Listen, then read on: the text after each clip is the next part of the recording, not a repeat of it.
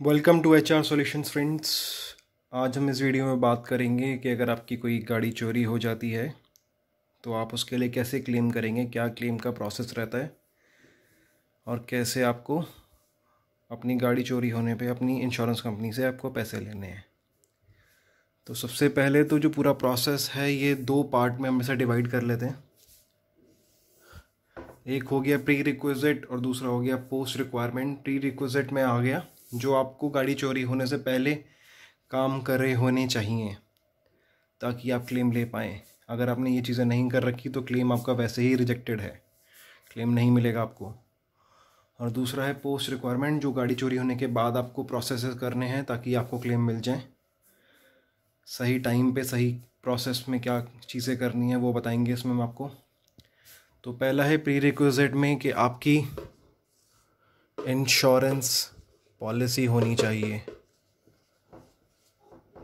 ठीक है, तो पहले तो इंश्योरेंस पॉलिसी होनी चाहिए। अगर इंश्योरेंस पॉलिसी ही नहीं है तो क्लेम कहाँ से लोगे।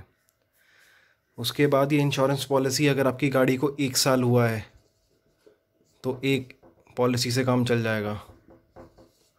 अगर 1 साल से ज़्यादा हो गया है, 2 और मोर ईयर हो गए, तो एटलीस्ट 2 ईयर की पॉलिसी मांगते हैं वो, क्योंकि यहाँ पे आपने नो क्लेम बोनस लिया होता है इंश्योरेंस पॉलिसी पर।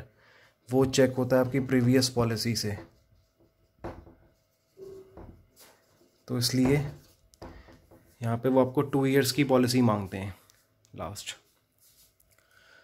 उसके बाद आपको करना है कि आपके पास गाड़ी की 2 चाबियाँ हों। ये 2 चाबियाँ होनी बहुत ज़रूरी हैं।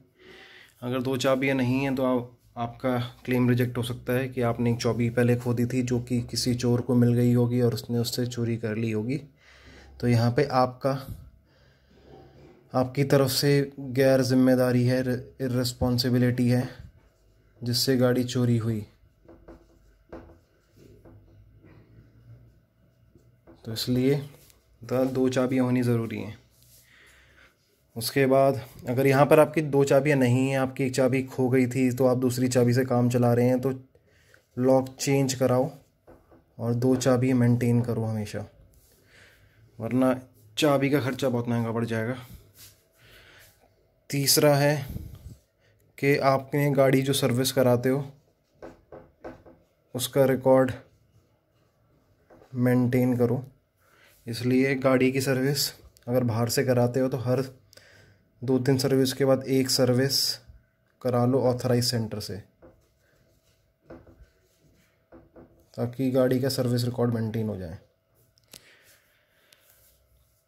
और यहाँ पर एक चीज़ और आएगी, आपका CCTV। अगर CCTV है तो उसका रिकॉर्डिंग आपको मिल जाए तो बहुत बढ़िया। हम बात करते हैं कि गाड़ी अब चोरी हो गई है, आपको पता चला, आपने आके देखा कि आपकी गाड़ी जहाँ पे खड़ी होती है वहाँ पे खड़ी नहीं है, वहाँ से गायब हो चुकी है, CCTV में देखा गाड़ी चोरी हो गई है। उसके बाद आप क्या करोगे, सबसे पहले 100 नंबर पे कॉल कर लोगे। ठीक है, 100 नंबर पे कॉल आपने कर लिया तो आपका एक रिकॉर्ड बन गया कि जिस टाइम आपको पता चला था आपने उसी टाइम पे फटाफट एक्शन ले लिया और पुलिस को इन्फॉर्म कर दिया। 100 नंबर पे कॉल करोगे, वो कहेंगे आपको EFIR करो। EFIR करोगे, आराम से गूगल पे जाके, नेट पे जाके आप EFIR कर सकते हो। अगर आप पुलिस स्टेशन भी जाओगे तो वो भी आपको कहेंगे कि EFIR ही करो, क्योंकि अब ये प्रोसेस ही यही हो गया EFIR करने का ही। तो EFIR कर दोगे।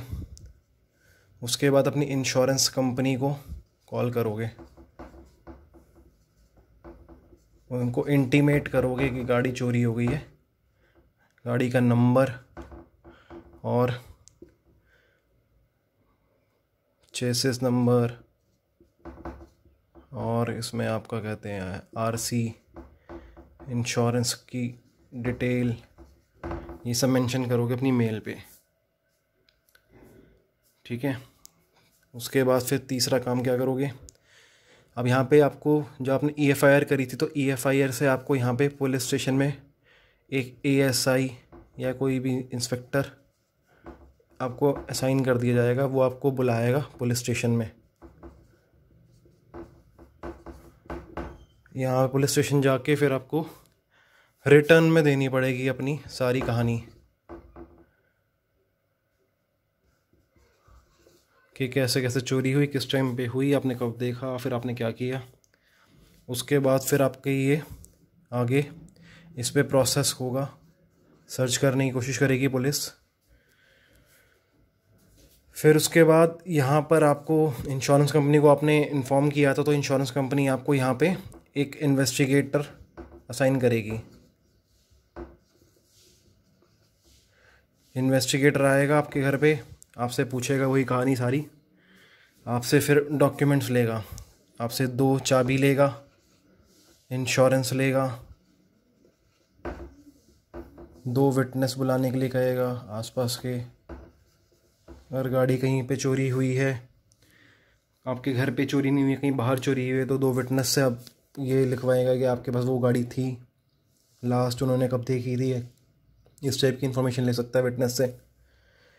यहाँ पे ITR भी मांगता है, ITR नहीं है तो कोई इनकम प्रूफ या बैंक स्टेटमेंट ले सकता है आपसे।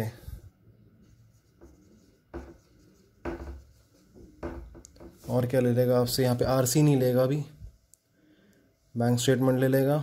उसके बाद पूरा एक एविडेंस, पूरा एक इन्वेस्टिगेशन रिपोर्ट बना के, वही सारी इन्वेस्टिगेशन रिपोर्ट बना के यहाँ से आगे भेजेगा क्लेम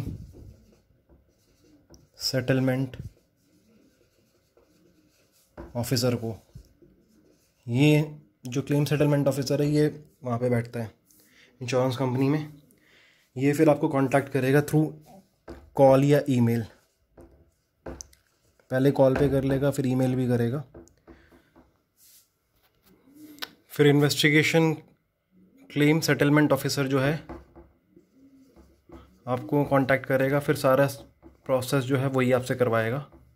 अब यहाँ पर वो आपको कहेगा पहले एक CBI को लेटर लिखो, उसका फॉर्मेट देगा वो, ये फॉर्मेट है, उसमें बस आपको अपनी डिटेल्स फिल करनी होगी। वो फिल करके आपको यहाँ से ये करना होगा स्पीड पोस्ट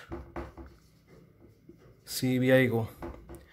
वो भी अपने रिकॉर्ड में रख लेंगे कि आपकी ये गाड़ी चोरी हो रखी है, कल को कोई क्राइम केस बन गया, कुछ मर्डर में यूज़ हो गया, कहीं टेररिज्म में यूज़ होगी गाड़ी, तो आप सेफ़ हो।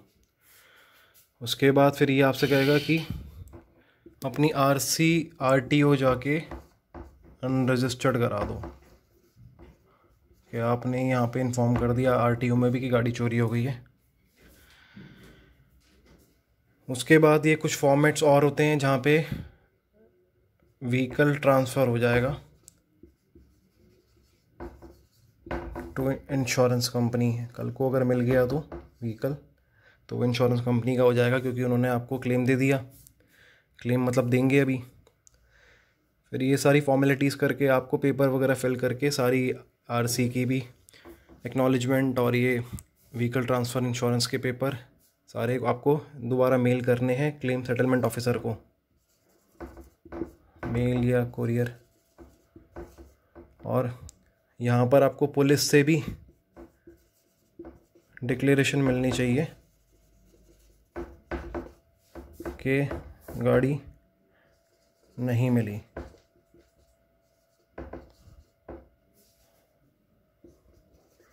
तो ये डिक्लेरेशन पुलिस से लेने के बाद वो भी साथ में आपको भेजनी है। तो ये सारे डॉक्यूमेंटेशंस होने के बाद फिर आपको यहाँ पे क्लेम मिल जाएगा आपकी गाड़ी का।